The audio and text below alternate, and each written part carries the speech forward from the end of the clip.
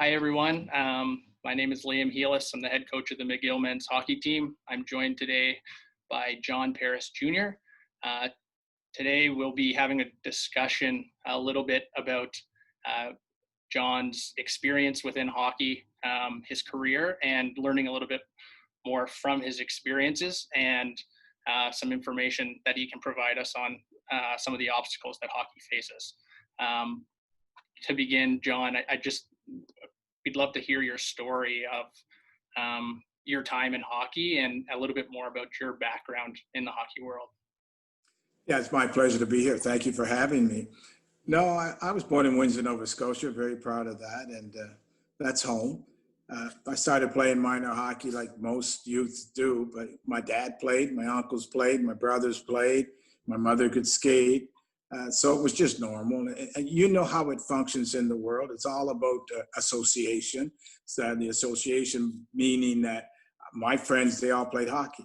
So it's only normal that I would play hockey. My dad played the game, like I had said, and he took the time to teach me how to skate, et cetera, and so forth. So I played my minor hockey in Windsor, was scouted by a few teams. Most of them sent letters. At that time, there were 6 teams in the National Hockey League. They called it the original 6. But there was one team that came to the house to make sure they visited and talked to myself and my parents, and that was the Montreal Canadiens, Scotty Bowman. So he arrived at our house, and he sat down in our living room. At that time, he was our principal recruiter for the Montreal Canadiens. Who would have thought that today he's known as the greatest hockey coach to have ever lived? Arguably, I believe he is. So, but to make a long story short, everything that he told me was truthful, to the point. There was no cliches or anything like that. He explained the challenges that would be there and so forth. So I arrived in Montreal with the Convoyer, Savard, Lemaires, et cetera, and so forth at training camp. And let me tell you, it was a wake-up call. But I was able to hold my own and maybe a little more with a lot of them. I received a lot of attention. I came back home. And I had an illness, and we didn't know at the time that I was ill, but I had to go to the doctor. So that year I spent they decided they would leave me there for the year. And I played hockey at home. And the following year I went back and I stayed and I spent my time playing in Maisonneuve, being called up for practices or healthy scratch for the junior Canadiens, as we'd call it. And that's basically it for the hockey until after Chicago came along and borrowed me, and I ended up in Sorel with the Blackhawks, Thetford. And when the expansion came in 67, 68, the Philadelphia Flyers brought my rights along with a few others, Andre Lacroix, Simon Nollet, et cetera, players that had played in Quebec City, either had the rights belonged to the Quebec Aces in the American Hockey League. And I was sent to the hospital at that time because they wanted to do more tests. And that's when they discovered I was ill. So they said, they offered me a recruiting job. And I said, no, I'll try to play. So Mr. Poyle and Marcel Pelletier, who was the director of development, said, we'll send you to Knoxville, Tennessee in the Deep South in 67. So they said, at least you'll break the barrier. So I went. And I was there almost a month. And my health, well, of course, I was called into the office by the doctor, and he had said, you need to go home. So basically, I had a problem with cancer, et cetera, and ended up with an ileostomy, et cetera, and so forth. So that was my hockey career there. So I just started coaching youth and working and going to college. And fortunately, I was a cost analyst, Quebec Iron and Titanium Corporation. But management, they did not reduce my allowance to go to college to make sure I had my classes, et cetera, and so forth. So that gives you, that's before I started coaching, et cetera, and so forth. Wow, it's quite a tremendous journey you had just in your playing career. And moving on to your coaching career, I'm sure Scotty Bowman was a large influence on you, but tell us a little bit more about your coaching career and the pathway that you followed there. Well, coaching, I was fortunate because Toe Blake would talk to me at the forum, and I was close to Jean Beliveau, the Rocket. Rocket Richard was very close to me. That's a known fact. When I was playing junior, he would always come by, even slip me. And at those days, there were $2 bills. Okay. And And he would slip $2 in my pocket, and he would say, "Ne parle pas." So I meant not to talk about it. And but we were very close. And so, but after I came back from Knoxville, Tennessee, and I'm a little more healthy, they said, "Well, we don't know what we're going to do. John, what do you think?" And I said, "Well, I don't really know." So one afternoon, I'm taking a walk, and I was pondering what the future may bring. And I decided I was going to study psychology. So I wanted to have an advantage on the psychological part of it, the understanding. And a gentleman came along who was director of sports in Saint Joseph de Sorel. His name was Charlemagne Palacaine, and he approached me and he said, "Can I talk to you?" And I said, "Yes, sir." And he said, "Look, we're looking for a coach." I said, "A coach?" He said, "Yeah." He said, "I need a coach for a minor hockey program or our program." Well, I said, "There's no black coaches." And he looked at me and he said, "Did I ask you about a black coach?" He said, "I'm looking for a coach." He said, "And we think you fit the bill.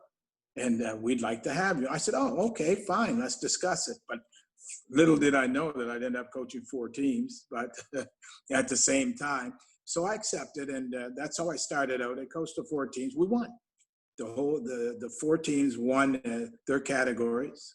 I got along fine with the youth, never had problems with the parents there, et cetera, and so forth. And then I went on to the director of Loisir, the director of sports in Sorel, which is Sorel, Tennessee now, came Mario de Guise, who was president of the Ice Hockey Federation in Quebec. They had a midget AAA team, midget AA, excuse me, called the Sorel Servana. So he came along and he said, "We'd like to take you away from St. Joseph and offer you the position in Sorel." So I said, "Okay, I'll talk to Charlemagne." So I went to Charlemagne and I said, "Charlemagne, they're offering me the position in Israel." He said, "You have to go." He said, "You cannot do any more here. We love what you've done, but you're ready. You need to go with our blessing." So off I go to Sorel.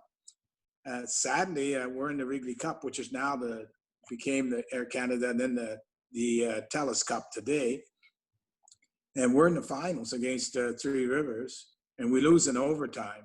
So shortly after that, I was in the hospital. I was hospitalized, and they didn't know what was the matter. And of course, I had to go through treatment, chemotherapy, et cetera, radiation. So I was out for a few years with that. So one day I'm sitting at home, and a gentleman by the name of Robbie Joubert, who was having a provincial and international tournament, stopped at the door and he knocked and he said, "We're looking for someone to be president of our tournament, and we want you to be the president." And I said, "Well, I can hardly walk. How are we going to do this?" He said, "Don't worry about it. I'll make sure you arrive there." So I accepted. While I was there, a gentleman by the name of Remy Laron approached me and he said, "Can you come and help us with our midget AAA team in the Quebec Midget Development Hockey League," which during that period of time was the most prosperous and the most talented midget AAA hockey league in the world. It was known fact. So I said, "Well, I don't know. I can't skate." And so he said, "No, just come and help." So I went, and then the next thing you know, I had my skates on. The players were helping me to the bench, and I'm directing traffic. So one day, Mario de Guise again, he arrives and he said, "You have to take the team over." I said, "Take the team over?" He said, "Yes." He said, "We're not going to make the series if you don't." So I took the team over, and we won I think it was 8 out of the next 9 games and made the series. And we went directly. We won the quarterfinals, semifinals, went to the finals against St. Trois. We lost in the semifinals in maximum of games. And the rest is history. Major Junior came along. Then after that, after I coached in Trois-Rivières, Granby, Saint-Jean, in the Q, the Tampa Bay Lightning and the Atlanta Knights came along. As general manager, I received a phone call in December, and I'm in St. Jean coaching junior. I had George Larac, Jose Theodore, Steve Brulé. Anyways, it was a good hockey team. What club, yeah. And yeah, so what we were thinking at the time, I said, "Well, I'll finish the year because we were on a good run." Mm-hmm. And I said, "I may get a chance here to get to the finals and get into the playoffs," because before that, and the divisions were made up that even if you had more points than teams in the other division, didn't matter. You didn't make the playoffs. They went by the standings over. They went by the standings that were there. They didn't go by overall standings like they do now. It was divisional. So they kept coming, and they said, well, we have to find a way to hire you. Well, I said, well, you're talking to me. You want to hire me? What do you mean find a way? He said, well, you're in the Deep South. We're going back. I said, I've been there. And I said, I've been there in 67, 68, so I know exactly what to expect. And I said, how are you going to work that? He said, well, we'll use roller hockey. So we're going to have a new professional roller hockey league, the RHI International, which the Bush family was very influential in that. Actually, they own, as it is, the LA Lakers today. And Yvan Convoyer, when they said, well, Yvan Convoyer is going to be also have a team, and he'll coach it, etc. I said, oh, yeah, we could use that and maybe slip you in. When we make the change and we move Gene up, we'll just move him out and move him up to scouting or something, and we're going to move you in. We need to win. I said, oh, you need to win, and you expect the junior coach to come in and win to replace a respectable, very competent former NHL coach. Gene had coached in the NHL in Pittsburgh, etc. And he and I are very close, incidentally. We talk regularly. So we talked and we talked. So they invited me down. They flew me in incognito. You know how it works. They hide you out. And so we agreed. I said, okay. So what I did, I had to go back and talk. So I talked to the players in Saint-Jean and to the general manager, Mr. Chaput, who was at that time a provincial police sergeant. And he said, no, you have to go. He said, at your age, he said, with the health and everything that you've had, you're only going to have one opportunity. And Nathan Morin was one of the players with Jose Theodore, et cetera. And they said, you know what, coach, you have to go. So they took me out to dinner and had a big celebration for me, and they agreed. And we said, we have to keep it quiet. So they refused to talk to the media. They would not tell the media, but they were aware of it. And I was held to secrecy. So when I left, what I did was I scouted the whole American Hockey League, every NHL team, and every East Coast hockey team, so that I had a good bank. And I already knew because I'd scouted for the St. Louis Blues, incidentally, previously while I was coaching Midget. So when the time came to make the announcement, well, they said, well, Gene Ubriaco will be reassigned to pro scouting, and John Parrish Jr. is taking over the team. That was the end of the year. And fortunately, it went well. We won, and we won the Turner Cup. First championship, pro championship, won in Atlanta, won Georgia at that time, before the Braves had won theirs. And no, actually, it was quite an experience. If you want to know about the challenges that were made there, well, you understood one, the way that they had to put forth that you just couldn't come out and announce the coming of a black man coming into that situation and think it's going to go over well. But the way they did it, it did. And fortunately for me, the majority of the fans, I had no problem. I did have a lot of hate mail. I had death threats, etc. But a lot of that was not coming from Atlanta. It wasn't coming from Atlanta fans. And I had places from Maine, Pennsylvania, Ohio, Arkansas. Ohio was very, it was delicate. I mean, they had to protect me. They were always afraid somebody was going to assassinate me, etc. And that was part of the problems. But other than that, when we won the cup, I realized the importance of it because I saw people crying on streets, would join our parade, and they would come up and talk to me. And I had an elderly couple that happened to be black, and they had another couple that happened to be white with and beside them.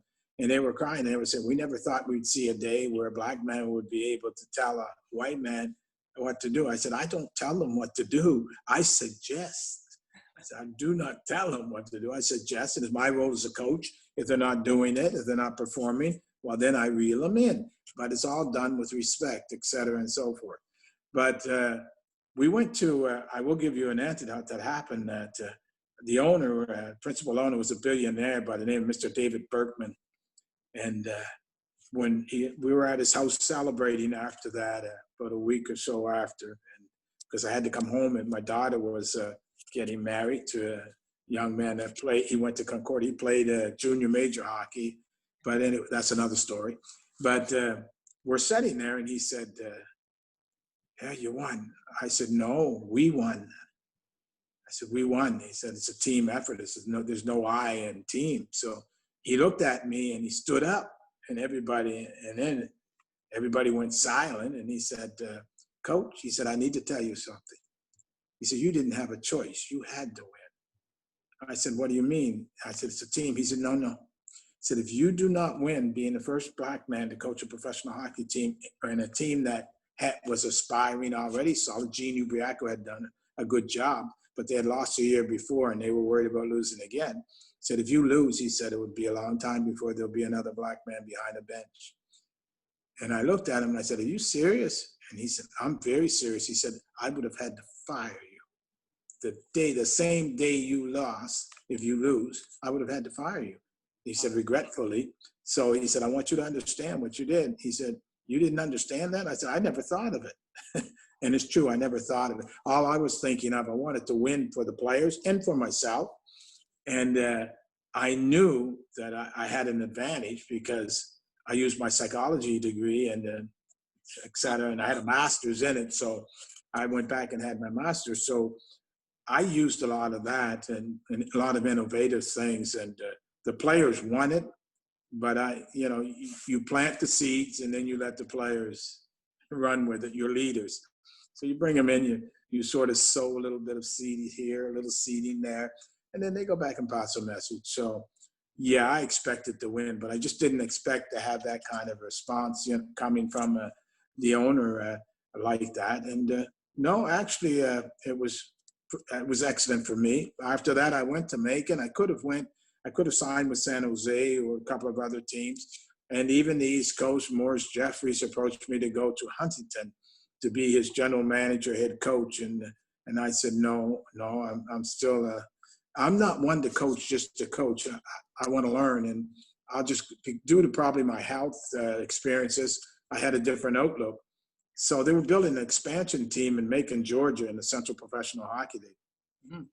So they called me and they said, we do not want to insult you, but we'd like to offer you. I said, what do you mean insult me? Well, we'd like to fly you into Virginia. The owners lived in Virginia and to meet with you. So I flew down there and Pat Nugent was the director of development for the New York Yankees baseball team he did previously. And so Richard Ray was the principal owner. And I enjoyed Richard Ray and I enjoyed Pat Nugent and talking. They said, we'll let you run the whole program. We'll let you build it from A to Z. Now, once again, they forgot to tell me that I'd have to staff the administration, et cetera, and so forth, and like running a business. But my experience at Quebec Iron and Titanium Corporation and at St. Joseph de Sorel, where even in the summer, I was director of festival, summer sports outside of the hockey. That's how I was able to obtain more money. So as a salary, and that compensated. You know what it's like when we're in college, we don't have a lot of dollars, right? You got that right. So basically, with that, I arrived in Macon, and they didn't know how to drive a Zamboni. They had to bring people in to put the ice in. We had to go down. I hired David Starman, who was with me in Atlanta, to come in with me, and and then we had Lisa Pepin, who came along, a young Korean girl that was at Wesleyan College, and probably one of the most astute hockey recruiting development people that I've ever met. And if she told you something about a player that he could play, you could take that for granted. She just had the knack of being able to decipher. She was a former soccer player.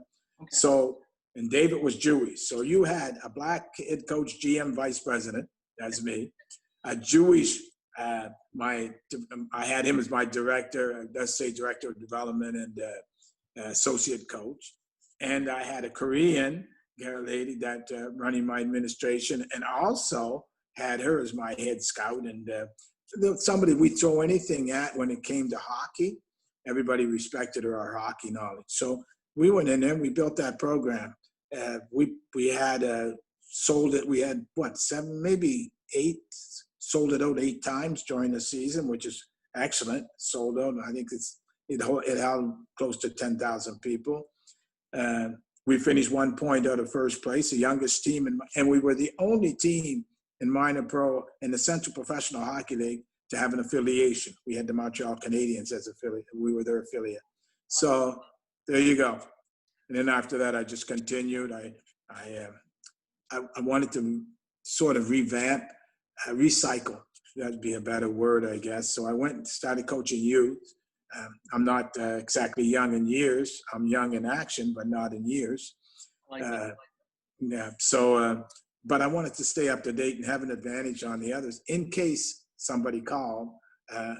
Say, well, okay, coach, we know that you're at a certain age, but are you up to date? Yeah, I'm up to date. I went to work with this group of midgets, this group of juniors, just to, just so I could understand exactly what the modern era is all about. And basically, that's it. That's where I'm at right now. I'm still doing that. So there you have it.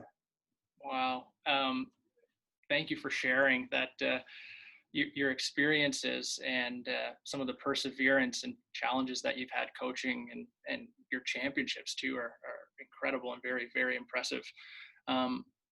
There's one, there's one that I didn't mention, and I have to mention it. The Richelieu Riverdanes I coached in 1986, 87, won the Air Canada Cup.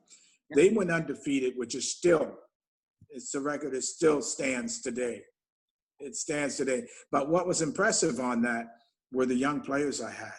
I had 4 Bantam players on that team, and we could only have 16-year-olds. And the other teams in Ontario and the West were allowed to have 17-year-olds, players that had turned 18 in March and that. So Rob Brindamore, et cetera, Cujo, all those guys. And we those kids defeated that team and at the Air Canada, and we played in Gloucester. So that was it's a Quebec-based team. So you being McGill, you know that, and that was probably for me a little bit of a velour, because a lot of people said, he's taking all these kids. How does he expect to win? And I said, we will win with these kids, and we did. We did. That's an incredible underdog story, being so much of a younger group against those from across Canada that were older. And to me, in hearing about your championships and the success that you've had, I'm super interested about some of your coaching philosophies and the way that you coach. If you wouldn't mind sharing some of those, I'd be certainly interested. Well, basically, I'm more about awareness. I'm not one that promotes violence or anything like that. Sometimes we have to have a little bit of fisticuffs, etc. But I start from the classroom to the dressing room to the bench to the ice. I've always felt that you can't tell a player, the best example, we hear coaches yelling, get there, get there, get there. Right. So the player, and so finally one day I said to one of the coaches, I said, where do you want him to get to? I said, you need to start by explaining to him, make sure he understands where you want him to get to, why you want him there, and who should be there. Mm-hmm. So I've always used the classroom. I've always felt that I've always used a university approach. And the reason why I'll say that is because I've always surrounded myself with college assistant coaches and staff, Andre Duell, David Starman. I've always had college educated assistant coaches or scouts, whatever, surrounded me. And the reason for that, I wanted the articulation and the understanding, because they have a more viable understanding, more open-minded in general. So having said that, we would start with a classroom where we would go over the game, we'd go over the, for example, positionally speaking, they would all talk about first, second, third, backtracker, and I would talk about responsibilities, accountability, and assignments, and so forth, and support. And I would explain to them that it's all great and dandy, but I said in hockey, the higher the level, if you go to the National Hockey League, we assign a centerman for a certain reason, because that centerman, he's the gasoline and the oil that goes in the motor to make it work. He's our cerebral body. But I want you all to be cerebral. I want you all to understand you have to interact. But I want somebody that can handle the puck very well in the middle. I explained all of that, and to be able to move the puck, be able to create opportunity, make your line mates better, your teammates better. But a winger, I would explain, you still have the same responsibilities as a centerman if it breaks down. Or, for example, if you're the first player back, but as soon as we can switch it up. But anyway, just to give you an idea, is that I just went into more detail. The other part of it is when I talk about the dressing room, I explain to them that there's leaders in the room, that the message has to come from them. And the players understand the importance of winning and losing. And it's up to me to simply plant the seeds, to explain the why, and then let the players perform. And to get my messages across, if it's not always clear, I would use the leaders in the room. And I just step aside and walk out. I knew it would be handled. And so I always became friendly, very close to them. And every day that I walked in that dressing room, I made sure I spoke to every player. I made sure I took every player in that dressing room so that they knew. The other thing that I made very clear to every player, and part of my philosophy, if there was a poor decision that was made during a game, et cetera, and so forth, sure, I would explain it to them, but I would also tell them I'm partly to blame. And they would look at me at the beginning and they'd say, well, no, coach. I said, yes. I said, I'm the leader. I'm in charge. I'm the one supposed to help you. So if you make a bad decision, and what a lot of people say, well, he made a mistake, look what he did. I said, don't worry about it. I said, I'm partly to blame too, because I'm part of that mistake, that poor decision, because I didn't do my job. Maybe I didn't explain it to you appropriately. The other things was I would always, my lines are always made not by talent, but by affinity. Who fits well with the same thought process as the person they're playing with? There's no sense putting the old school way where I'm going to put a big guy in there to bang with a sentiment. But if the big guy doesn't understand there's more to it than banging, just going in there and using his weight, he has to understand why, when, and where to use it. So we go through that. And today they say play heavy. Well, we break it down and show them how to play heavy.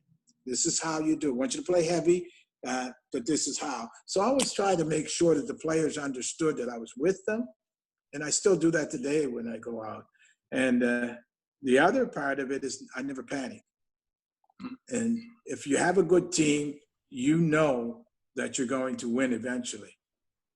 I guess probably one thing that could probably help you would be to understand sometimes you know you're not going to win.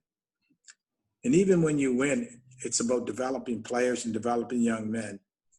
So a lot of times I would have teams that were very skilled, we moved the puck well, could skate, but the toughness side of it, we didn't always have it because sometimes the budget I couldn't afford to bring in that, or maybe if the parent team, the NHL team didn't send me that tough guy that I needed to time and spacer. I had Jim Cummings in Atlanta that Tampa sent to me, that helped, but at the end I'd ask for him. But I always thought that if the players develop and move forward and they gravitate the levels, I've done my job. Right. But a lot of people do not understand that, and a lot of coaches don't understand. And the reason why I've always felt it was important, because one day I was just sitting there, and Jean Beliveau said to me, he said, Johnny, and he would call me Johnny, and he said, the players are going to get you to the pros. He said that. Right. And I said, well, what do you mean? He said, you always remember that. He said, when they get up, they're going to talk. He said, what we do in the NHL, when I was playing, he said, we were talking about the coaches that we had. Or the GM come along and we would say, we'd always talk about this coach or that. So he said, if the players talk to GMs and coaches about you, they're going to hire you eventually. So remember, he said, that they're going to be responsible for getting you there, because now you're networking and you have to network with the players, and you have to remember it's association once again. So if you're doing your job well and they're improving, and make sure that you explain to them the number of minutes that they're allocated and why you're taking it away, et cetera, and all will be well. There's a lot more to it, but let's just say that's part of my philosophy. Wow. Those, your philosophies are incredible. It sounds like from the moment you started coaching, you were a coach ahead of your time, between the verbal cues and making sure specific language was detailed and everything was detail oriented.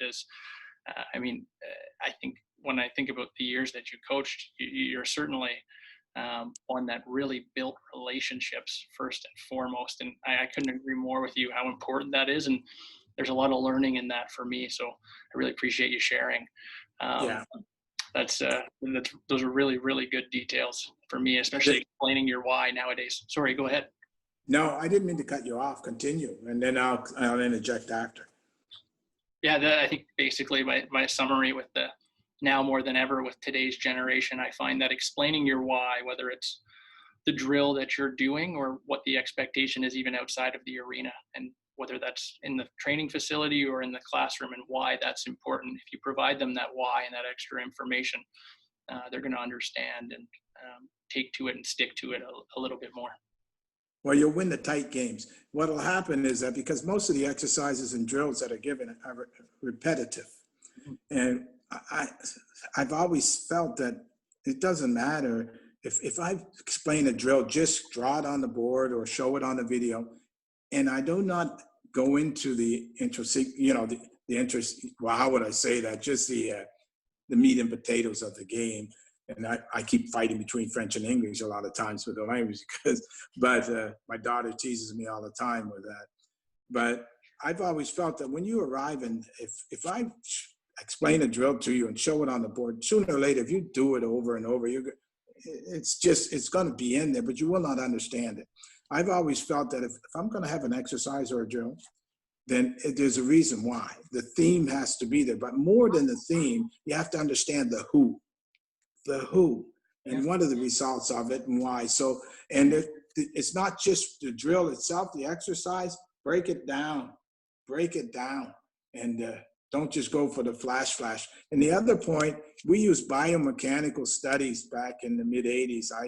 I went to Dr. Sylvain Guimond, who was in Montreal for a while, Montreal sports psychologist, and he worked with Tiger Woods later on, and Jack Nicklaus, all of those, the pros. So I met him and I said, I need to have something different, but I need to understand a little more about the skeletons of the players.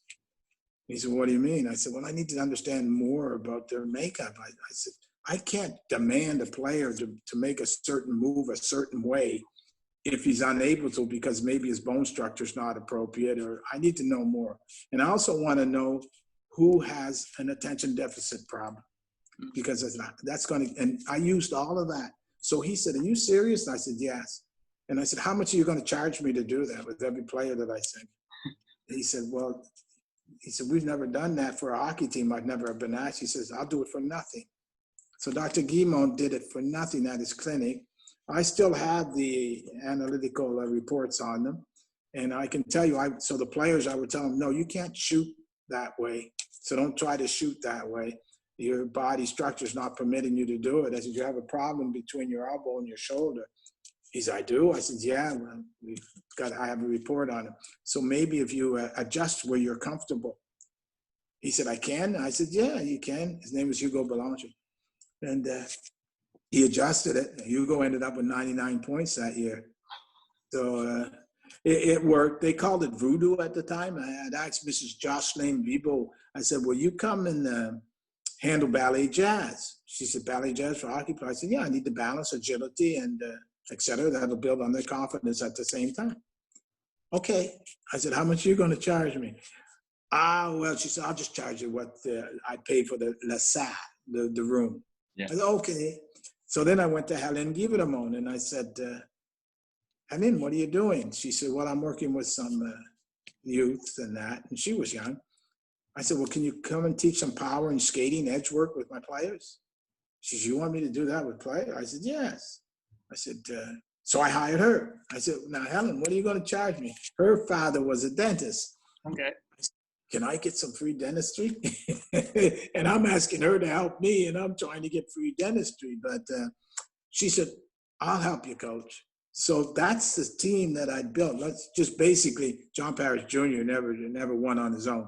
I always wanted strong people beside me, and the stronger they were, I knew the better I'd be. Right, absolutely. That's what I wanted to add. Yeah, that's another tremendous point. And the biomechanics and the movement patterns with the flexibility and mobility are two things that are just kind of becoming accepted within the game today. And it's great to see how well you used and utilized those resources and found them back then as well. I do want to take maybe a step backwards and inquire a little bit. You spoke about some of the challenges that you faced as a hockey coach. I'd love to hear a few more challenges that you faced, as the first Black hockey coach in professional hockey and champion, and even as a player growing up, some of the challenges that you faced and what those experiences were like for you. Well, I can remember as a 7, 8-year-old, we were playing down in the valley, and they were calling a lot of racial slurs and spitting and throwing things at me. And one of our players, Billy Boyd, and them, because we're all friends still today, Billy Boyd, but some of them have passed away, Brian Redden. But we looked, and on the other team, they had a player, one of the youngsters was crying because of what they were doing to me. And my dad wasn't there, so they had taken advantage of it.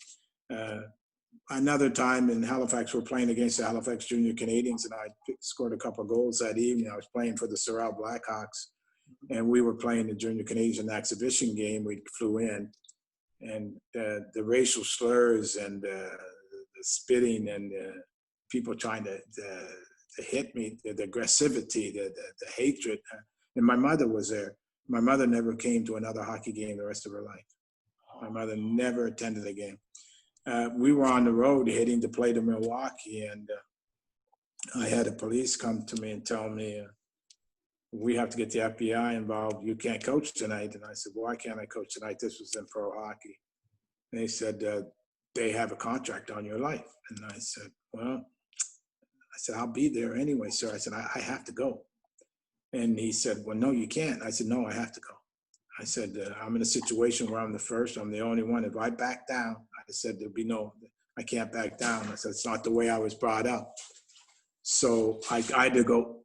So my wife and daughter are coming in the door, so I didn't want to get the dog barking. But I told him, I said, basically, just make sure I'm protected and surround me, and said, I will be behind the bench. I said, that's the way I was brought up, not to take a step backwards because of that. And I said, I can't let somebody win with hatred, et cetera, and so forth. So I showed up for the game. We won the game, and I'm still here today. We had hate mail, and the administrative assistant at that time for the Atlanta Knights, I said, look, and she said, take all of this to the dumpster. So she called somebody in, and they threw it into the dumpster. And then she turned to me and she said, Coach, she said, you go and coach your team. And she said, you win. Make sure your team wins. She said, that's the best way, that's the best answer you can give. And she said, don't worry about the rest of those. She said, I'm going to monitor all your mail from here on in and all your calls. So that was, and another time we were heading out to play, we were going to San Diego for the playoffs. And I received a phone call, and they were saying, if you play Julia and Ruff tonight, said, 3 of you will die. Don't dress them. Well, we went into San Diego, and Julia and Ruff were dressed in LaRouche. That was our big line. And we won. We won in 4 games. We went to Fort Wayne. Bruce Woodrow was coaching the Comets at that time, and they wouldn't give me my clothes at the dry cleaners because we had to play 3 games there. And it was 3, and it was a 7-game series, but you had to play 3 games in Fort Wayne, and then we would have played 2 at home or 3 at home, and then 1 if you lost. You go to 7th game on the road.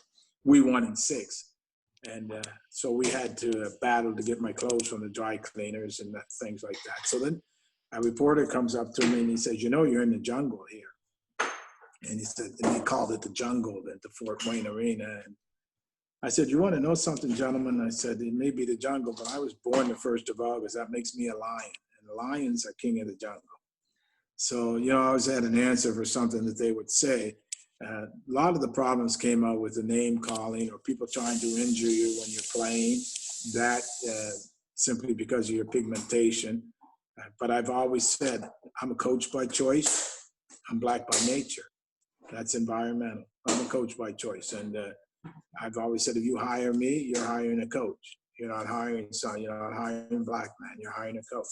If you look at me just to hire a black man, I'm not going to accept it. And I have refused a position, actually, with a team that was very high as an assistant coach, simply because they said, well, it'd be great if we had a black man, I said, oh, that's why you want me? I'm sorry. I said, I'm sorry. I refused the job. I was in a NHL position. So that's back in the day. Yeah. So that's just some of the challenges you face and living For example, I couldn't live in a community without having protection, gated, et cetera, and so forth. People would say, "Oh, you live in a gated community." I said, "It's not by choice." I said, "It's by safety." So other than that, as the years went by, things changed. So evolution, but there's still need of more change. So that's basically the racial challenges you have.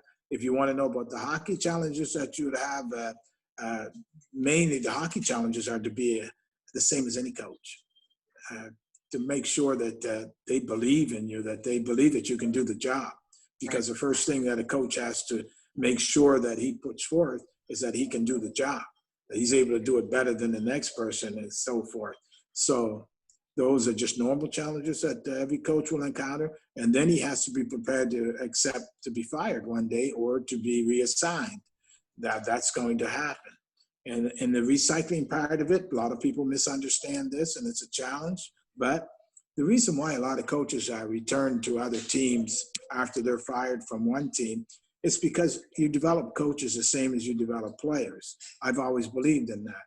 Now, if I'm owning a team owner, I am not going to, after I invested millions of dollars, I'm not going to bring in just necessarily a young coach or an unexperienced coach, unless there's a reason that dictates is maybe I have a young team and I want it. But if I have a team in there and I want to be successful, I want somebody that has experience, that has made decisions that are positive and negative, and that has grown. That takes a year to know the league. In pro hockey and major junior and college hockey, it takes a year just to know the league. So once you've known the league, you grow. So you develop as a coach. So when they think that they're recycling the coaches, they're really not. Those coaches are continually developing. And then if you're fortunate enough to fall into that cycle, then you continue to develop and you move up. And that's what a lot of people I speak about it a lot in conferences, trying to educate others with my little bit of knowledge on that. But if the coaches understand it, that just because you're in one team, you're supposed to learn from that firing. You're supposed to learn from the different reasons why you had to move on. It might not have been your fault. It may have been your fault. That's irrelevant. What's important is that you've grown, that you develop. And we develop coaches the same as we develop players. Yeah, I couldn't agree more with you. And I think there's a lot that can be learned through your own lived experience there. And I completely agree that with failures such as firings, you can really learn from the mistakes or the learning opportunities that you had. And if they're framed that way, it really is an opportunity to get better and improve yourself. I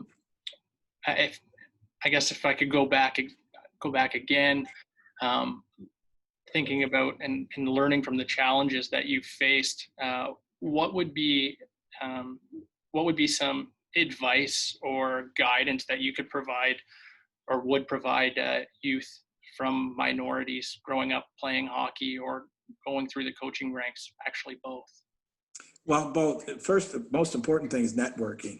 It's making sure that if you're a player, your playing ability and your character, be a good person. How I always call it the way you present yourself, presentation. It's very important, the way you dress, the way your speech, et cetera, and so forth.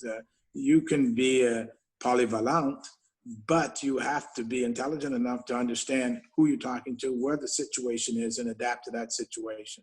The other thing that's very important is to understand the structured association. Right. Now, we all know that if you're in a neighborhood, let's just say in a neighborhood, and you happen to be in a minority neighborhood, that hockey's not the primary sport, there's no arena nearby, your friends are not playing, the probabilities of you becoming a hockey player are less. So you have to surround yourself with, if you have the good fortune of having your parents willing to let you be able to play. So association is very important. The other part of it that I would say for coaching, doesn't matter who you're playing against, make sure you go up and you talk to the opposing coach, the opposing staff, let them know who you are, because you never know when they might need somebody or they may gravitate the levels and need you. That's just normal. The best example, Ken Hitchcock was coaching Kalamazoo, Dallas Stars farm team when I was coaching Atlanta, Tampa Bay. And Hitch and I would always talk. And one day he came up with Claude Noel, who coached Winnipeg, and I think a couple of other teams in the show, came along and they said, "Hey, Coach, we forgot our video machine." And in those days, they weren't sophisticated like today. And I said, "Well, gee," I said, "I'll lend you mine." So I let them use my video, and we're playing against them that evening. And I know they're dissecting us. So I let them have it. But what happened from that relationship is that Hitch is he's getting ready for a game, Stanley Cup Finals, coaching the Dallas Stars. I called him in the afternoon, around 4:00 in the afternoon. 5:45, whose phone rings? My phone rings. It's Ken Hitchcock returning my call. So the relationships that you form, the way that you interact with the coaches and the staffs, the general managers, you have to make sure, because they have to know, right? They're looking for a coach. Oh, well, I remember William. Yeah, I like the way that he functions. Yeah, I've talked to him. I'm comfortable with him. Your phone will ring. The majority of coaches out there, and they need to understand, you're not going to get your job because you sent your resume in. The majority of them have to understand. I have never been hired by a resume. I have never been hired because I applied for a position. I have always received a phone call. And the majority of coaches, they know ahead of time. I shouldn't maybe say it, but I will. GMs know who they're hiring. The rest of it is cliche. It's flu-fla. They'll go through a bunch of interviews, but they already have an idea permanently in their mindset who they want to hire. Unless you're one of those few that they bring in and you convince him why he should hire you. You only have a few seconds to do that. You only have a few seconds to convince that GM to say, well, hey, wait a minute, come on back in, come sit down, let's discuss a little more. So those are little pitfalls or little helpful tidbits I can give you, the good part of it, the positives and the negatives. Just be good at what you do. You can't be worried about how your team, as long as your team respects you and you're doing the best that you can do, but you're always striving to learn more and you're being attentive and your cerebral side is there and you're well rested. Be well rested. I say every coach, the nemesis of the majority of coaches, that they're overtired. If you're well rested, you're going to be much more effective. Right. So it's very important. So it's little details like that. And when you're running your bench, et cetera, and so forth, let your people that are working with you work. I can remember telling this one gentleman, he owned the Halifax Junior Canadiens, the Halifax Mooseheads. And I had said, no, I run my bench. But what he didn't understand was, and I didn't have time to explain, I run the bench because I oversee. I make the final decisions. But the guys that are with me, they have input. If they're running the defensive side, they're running it. But I have the final decision if it comes down to a situation where there's a necessity to be made. So that comes from being not a hockey person, probably that ownership. He probably thought, well, oh, he's not going to use his assistant coaches or he's not going to listen.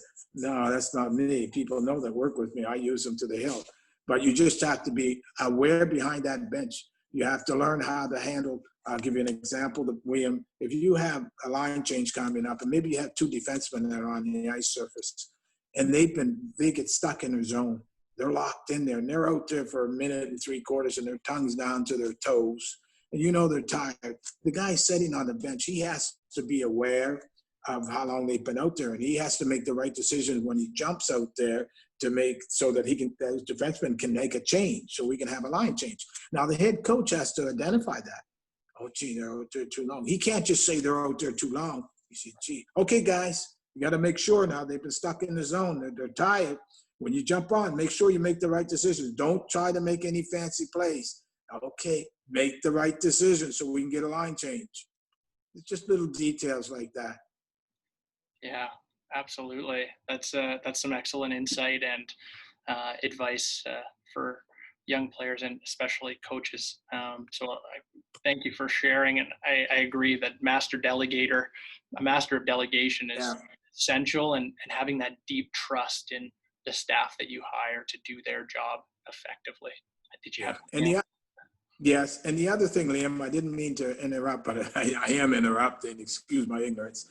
But the young players live in the now, prepare for the future, but live in the now. And the parents, the same thing. Stop worrying about him playing college hockey or being drafted. Just help him support the player, him or her, to be well prepared now. And while you're helping them prepare their development, give them the opportunity to develop, but keep them in the now. Because if they're ahead and you're thinking future, you're not in the now. And your future may not actually arrive. It may not be exactly the same way you want. Sidney Crosby once mentioned to me as a youngster, I had to go to the opportunity to meet with him, his dad, and his mom in Florida at IMG. And he didn't want to be a monster, et cetera, and so forth. And I told him, no, you won't be a monster because of physical training, et cetera. We had a physical professional trainer that trained football guys, et cetera. He worked with NFL. And I said, no. I said, what you need to worry about, I said, is just make sure that you're adequate now and you're preparing your body as you grow for the future so that the next year, or in 6 months, or in 12 months, or in 18 months, that you're stronger, better, and smarter. I said, because you have to be cerebrally strong. And to become that way, there are tricks that you have to have. And we all know that Sidney Crosby, as far as I'm concerned, is one of the best all-round players of all time because he could do a little bit of everything. And if the coach told him to be more offensive, he could cheat a bit. But he was dependable, and he still is. And he's a superstar because he's lived in the now. He prepared his future, but he understood what to do in the who. So don't look too far ahead, because if you're not winning your game or if you're not playing well during that shift, you may not have another shift, or you may not have another game. You may not reach another level. So make sure you're able to do the things you're supposed to do now while you improve upon them for the future. Great advice. I really like the piece where you speak about being conscious and in the now. You're certainly right. When you're thinking about the future or even the past, you lose that ability to be adaptable. And your Sidney Crosby example is, I think, an excellent one of someone who's always adaptable because he's the most conscious person on the ice. Great example is his golden goal, and he's living in the now there, and makes an adaptable play that people wouldn't really think to do at that time, and it throws someone off, and all of a sudden it's in the net. I got one last question for you before I let you go, and I'm interested to hear what your greatest hockey memory or experience is in your time in hockey. Probably for me would be I had to be. We were. I would have to say the Air Canada Cup. Yeah. I would have to say that because it's youngsters, young men, adolescents. They were very young, and I guess the best way to explain it would be when I arrived at Gloucester with the team, they have team photos that they take. And when the photograph had us in the room and all, and Yvon Bourgeois, Andre Lebrun, Andre ended up with Minnesota later on. He was my goaltending. I had a goaltending coach full-time, permanent at that time, Andre Lebrun. They were taking the team photo, and they kept looking at me, the players and the other staff members. And the photograph said, you go to the back. So I looked at him. So one of the, I think it was Yvon Bourgeois, said, no, he's the coach, vice president, he's the boss. He said, he goes to the back. And I said to them, I said, in French, I turned and I told him, I said, don't say anything. I said, leave it alone. I said, before we leave here, they're going to know who I am. I said, so we'll just leave it alone. So we left it alone. We went to breakfast. We went to a little small brunch in the morning. They were explaining all the rules and regulations of the tournament. And they were couple of the teams were making jokes. Oh, just give them Pepsi and ice creams and frog legs, et cetera, and so forth. And once again, I told the management staff with me, I said, do not say a word. I said, before we leave here, they will know who we are. But coach, I said, no, do not say a word. We never lost a game in that tournament. And effectively, the first time we stepped on the ice for the first game, when they finished the warm-up, just as they finished the warm-up, those kids received a standing ovation.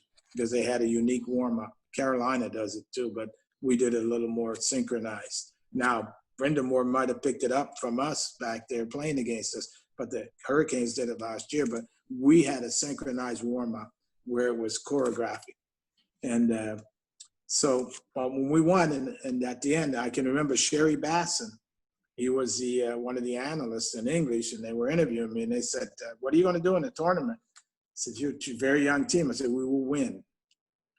We will win. I said, these kids can play hockey. And I said, their awareness is way beyond their age.